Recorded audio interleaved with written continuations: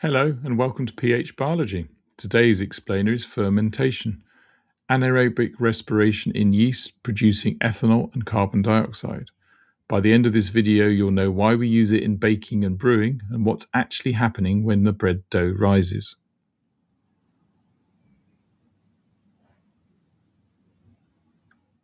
Fermentation is anaerobic respiration in yeast. Glucose gives ethanol plus carbon dioxide. No oxygen needed. Yeast is a single-celled fungus that ferments sugars naturally when oxygen is scarce. Less energy released per glucose than aerobic respiration, but the byproducts are exactly what we want for baking and brewing.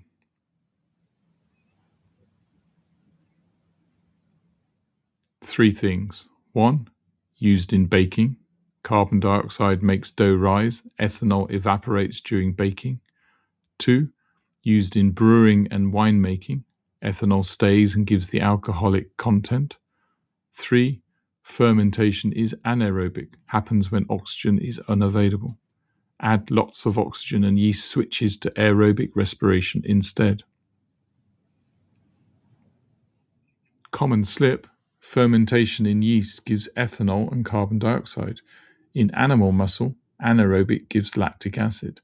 Different process, different products. And remember, yeast is alive. It's a fungus, not just a chemical reagent. That's why it dies if conditions are wrong. Quick example, mix yeast with flour and warm water plus a little sugar. Within minutes, bubbles of carbon dioxide form, dough rises, and you can faintly smell alcohol. Bake the dough. Carbon dioxide bubbles fix in place, ethanol evaporates, yeast dies. You're left with risen bread. Right, if any of this is going to stick beyond this video, drop into phmaths.com. You'll find a free 4-week GCSE higher revision planner ready to download, plus the mastery workbooks. One for every higher topic, every answer fully worked, every common slip flagged.